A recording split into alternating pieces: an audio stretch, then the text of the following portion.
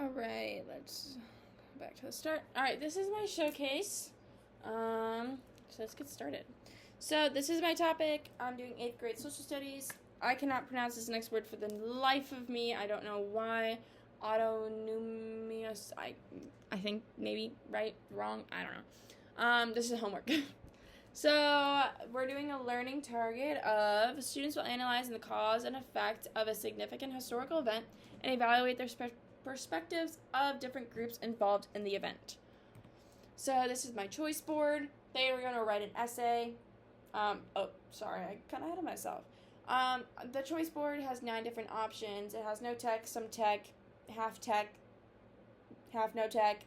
I don't know. It has a lot of different things in it that I made up. So the boringest one on here is probably write an essay. Most of my kids probably wouldn't choose this, but we gotta have that choice for the kids that like writing. So it's a choose a historical event and write about it. Basic, easy. Obviously we'll have more guidelines if I choose to do this in my future classroom. But then we have everyone's favorite, a Kahoot quiz. So they'll be taking a Kahoot quiz in class or just studying with it. And that'll just be their quiz or just a review. Then we have creating a digital timeline.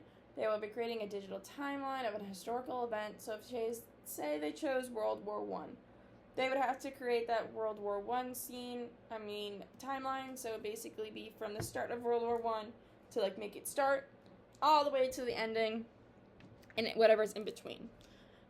So then we have an interactive map.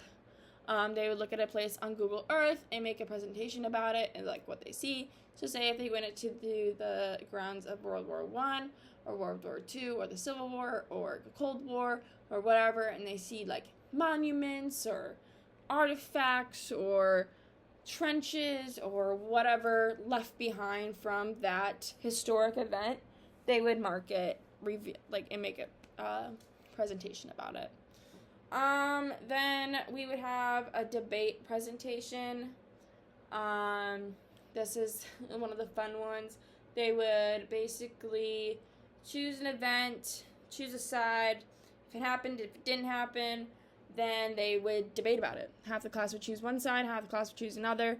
It'd be a fun little debate, and then they get to learn some facts. They'll have to do research on their side and find true facts about it. But obviously, we know these events did happen, but it's just a fun way to make learning interesting. Then we have a poster creation. They're going to create a poster about an historical event, or if they want to create an art piece about the event, just something symbolizing that event. Then we have creating a reenactment. They can create any reenactment, obviously school appropriate, but they have to make any reenactment of a historic event that did take place. It can be from anything, just has to be approved. Probably make them a list of things they can choose from, so to make it school appropriate. Then we have the peer review, looking over the essay or any other work that a peer has done, and they just, review it to each other if they wanted to do that. And then we have a podcast. This is probably one of the better ones. They can make a podcast and make it like you are interviewing someone. So if, say, they wanted to choose George Washington, they can interview George Washington. So, AI is now a really big thing, so they really could just interview George Washington if they wanted. But if they also wanted, they can have one of their friends, their buddies, team up, be George Washington. They would they would look up different questions, kind of and the other person would try research answers, research what they're asking previously. So now we'll get into the one tech I would like to show you, which is the Kahoot. So basically they would be doing a Kahoot, going over some historical events. This is so I can test the understanding of the content that we are learning. So this tool does allow you to collect data and other information to monitor learning, and it does give feedback easier so the students understand what they got wrong and whatnot. So let's show you the Kahoot. All right. So what I can do on my side is play solo, host live, or assign it. I can challenge your friends by assigning them to this Kahoot, so I can just really assign it to my class and then kind of go off from there. So the solo mode has a lot of different features on it. It has flashcards, practice, classic mode, treasure trove, chili art, and tallest tower. We're just going to do the classic mode. I'm just going to show you a couple of the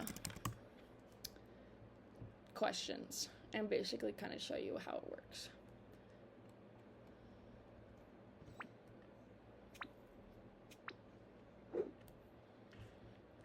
What was one of the main causes of the American Revolution? So, what was the main cause of the American Revolution? What they would do, they would have a timer. They have 4 different options. They would figure out what's the... So, obviously, I knew the answer to this one's a conflict over taxes. They would get a little correct symbol and points, and then basically we can go to the next. Let's go next. And then there's a little point system. And next. How did the geography of the colonies influence the American Revolution? So there's a lot of different answers. I know the answer, but I'm going to purposely get it wrong. So it's going to be, presented British soldiers from arriving quickly. Obviously, that did not happen.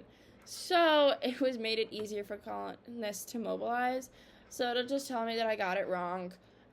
Give me a little inspirational quote to not give up, and then it would give you the thing again. So this is it for that. Just a little overview of that. And then, okay, let's go back here. Alright, so these are my UDL standards. Multiple means of engagement is UDL Principle 1. Multiple means of representation is UDL Principle 2, and then multiple means of action and expression. I did not put the UDL standard, I just realized that, but that is also UDL standard. So this is mostly going over the Kahoot, and it ties into my other activities as well. So it engages the students, helps keep students motivated, gives feedback. That's more for the Kahoot, but also with other assignments, I can give feedback right away. Multiple means to action expression, active participation, and reflection. Most of those do have an active participation skill in it. And then we have the ISE standards. I have ISE 3 and Standard 1. So we have knowledge constructor. So creating knowledge helps students discuss the answers with peers or with teachers. That ties into mostly all of them. Empowered learners is goal setting. I would like my students to set goals with each task. So students would set a goal, and then they go off of what they know and didn't know to make the goal for themselves so they can improve next time. So basically, this Kahoot was made, so about the Kahoot, it was made to engage 8th grade students in a way that they are having fun and also learning and reviewing at the same time. Using Kahoot it quizzes the students on historical events that we would be learning about. This choice does align with UDL by ensuring that the students can access the content in different ways, such as Kahoot and other ways with the choice board. This choice also coincides with the ISTE standards by having students take their learning into their own hands outside of the teaching and or lecturing.